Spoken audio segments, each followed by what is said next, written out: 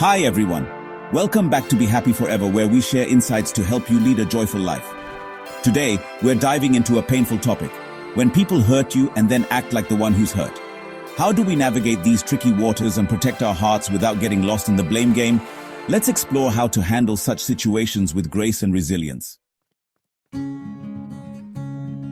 Rarely do people wake up thinking, how can I be unkind and hurtful today? It just doesn't happen that way.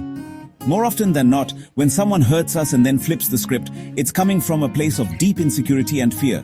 It's a defense mechanism, a way to protect themselves from facing their own uncomfortable emotions. Taking responsibility for our actions, especially when we've hurt someone, requires a certain level of vulnerability. It means acknowledging our mistakes, owning our imperfections, and sitting with the discomfort of knowing we've caused pain. So, instead of facing those feelings head-on, some people choose to deflect. They project their own shame, guilt, and insecurity onto us. They turn the tables because it feels easier than facing the truth about themselves. It's like holding up a mirror and saying, "No, you're the problem, not me." It can make us question our own reality, our own worthiness, and our ability to trust our gut instincts. We start to wonder if we're being too sensitive, too demanding, or just plain wrong. But here's the thing. Their reaction is not about you. It's about their own struggle to show up authentically and vulnerably in the world. Understanding the role of defense mechanisms doesn't excuse hurtful behavior. It doesn't mean we have to accept it or tolerate it, but it does give us a framework for understanding where it's coming from, and that can be incredibly helpful. Another piece of this puzzle is the role of emotional intelligence. Emotional intelligence is the ability to understand and manage our own emotions and to recognize and respond effectively to the emotions of others. It's about empathy, self-awareness, and the ability to build healthy, meaningful relationships. Some people simply haven't developed these skills yet. They might not even realize they're hurting you because they lack the self-awareness to understand the impact of their actions. But even if someone lacks emotional intelligence, it doesn't mean we have to subject ourselves to their behavior.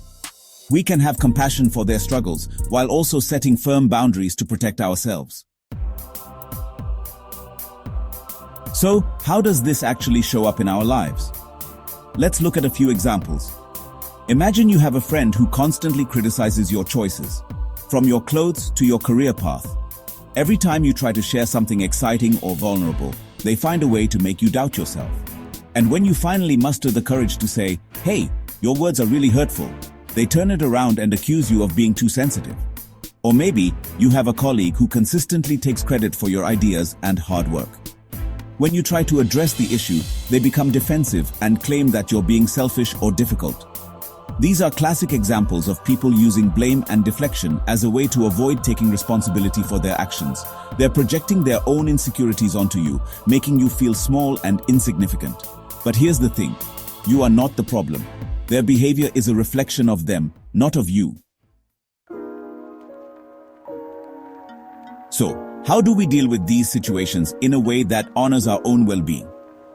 The first step is to stay calm. I know, it's easier said than done when you're feeling hurt, angry, and betrayed.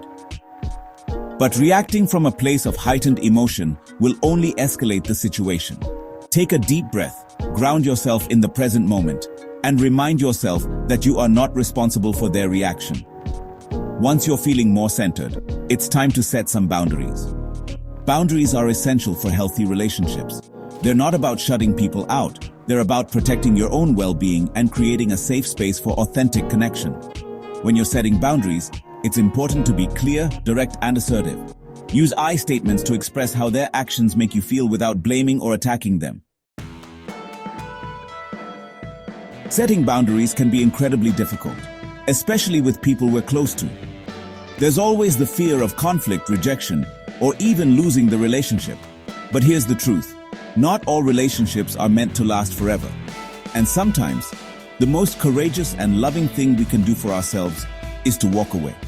If someone consistently disrespects your boundaries, refuses to take responsibility for their actions, or continues to make you feel small and insignificant, it's okay to choose your own peace.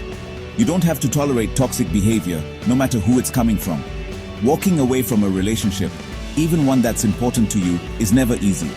It can be painful, messy, and filled with grief and loss, but it can also be incredibly liberating and empowering. It's about choosing yourself, your well-being, and your right to be treated with respect and dignity. Thank you for watching. If you found this video helpful, don't forget to hit that like button, share it with your friends, and leave a comment down below. Have you ever been in a situation where someone hurt you and then acted like you were the problem? How did you handle it? Let's continue this conversation in the comments. And if you haven't already, subscribe to Be Happy Forever for more content like this. Stay happy and see you next time.